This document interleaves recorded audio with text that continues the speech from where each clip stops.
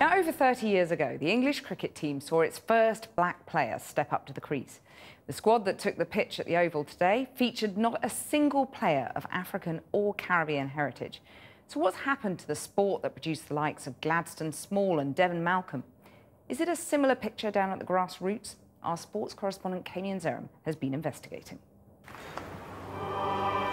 England lining up at the Oval, which back in the day was the epicentre of black cricket in the UK, a place Britain's West Indian community once considered its own. Colonies whose proverbial sons would later play for England.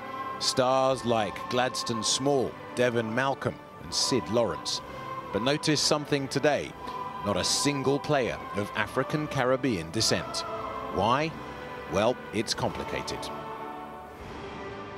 Let's start with the heyday of West Indian cricket, arguably the greatest teams of all time. As good a shot as you'll ever see. A generation of West Indian immigrants would bring to the Oval their passion for a sport they shared with their British hosts, the all-conquering Windies of the 70s and 80s, immortalised in folklore and film. People turned up in their droves, and one section of the ground was just all West Indians and having a ball. But at the Oval last week, when the once mighty Windies were playing another former British colony, India, it was rather more Kolkata than Kingston. What's happened to West Indian cricket in the UK? Once upon a time, the Oval was a home from home for the Windies. Whenever they played here, this was a sea of West Indian faces. But look at it now. Something's changed. The reasons, there are many, and the thing about cricket fans, they tend to know what they're talking about. You must remember that in the West Indies, I mean, cricket is more or less dying out because it's all football and all American sports. I'm actually the chairman of Luton Caribbean Cricket Club. And at the moment we have no youngsters playing. Probably the youngest person in our 11 at the moment on a Saturday is probably 24, 28. But back in the 70s, the passion passed on to a second generation. I'm born and bred here, so I want to play for England. Gloucester-born Sid Lawrence played for England in the 80s. He learnt his cricket at renowned amateur club Bristol West Indians, and they are a case in point. Because just like other grassroots black cricket teams, when the big heroes like Sir Viv Richards retired, the youngsters began to drift away. They recently merged with Bristol's other West Indian club, Phoenix, to stay alive. The team is ethnically mixed now, a reflection of the local community. But there's only a handful of African Caribbean kids. Many of their mates just aren't interested.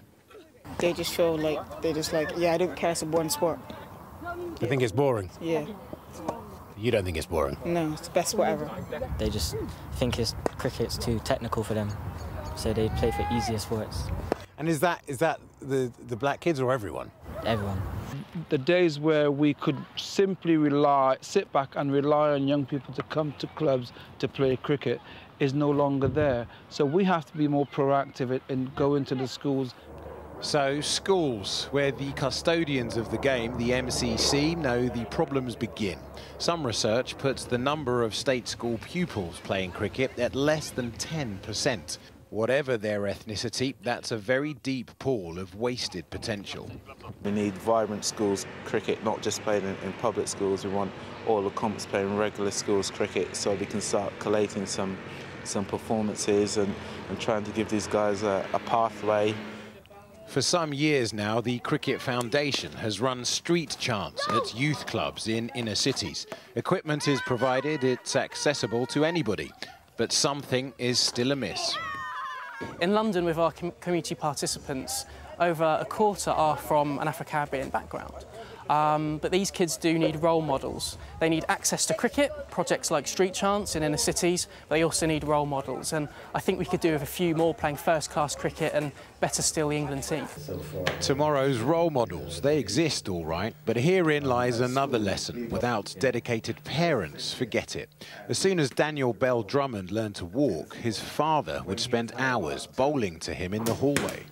These broken tiles This is the crease. This is where he used to bat when he was growing up. And they're broken because of the bat. Yes, but when you keep tapping it like that, and we just left it there as a souvenir. Under 19. That's under 19s. Yeah. He's now in the England youth squad and playing first-class cricket for Kent. My dream goal, if everything went 10 out of 10, is to be playing for England in the next like 3, 4, 5 years. That's really my aim and what I'm striving to do. So how for the likes of Daniel Bell-Drummond to make it all the way to here, the Oval? Hitting boundaries for England. Is it parents, role models, school or more? Take your pick. It is complicated indeed. Kami Enzerum, Channel 4 News, the Oval. And just so you know, England beat South Africa at the Oval today by 7 wickets to make it through to the final of the Champions Trophy this Sunday. Tonight's main news, it's emerged that police have been asked to launch an investigation into the allegations of a cover-up at the health regulator. MP Tim Farron has written to the Metropolitan Police asking them to examine whether an offence has been committed after a damning report concluded that the Care Quality Commission might have been deliberately suppressed an internal review which highlighted weaknesses in its inspection regime. There's lots more on that story and everything else we've featured in tonight's programme on our website, channel4.com/news.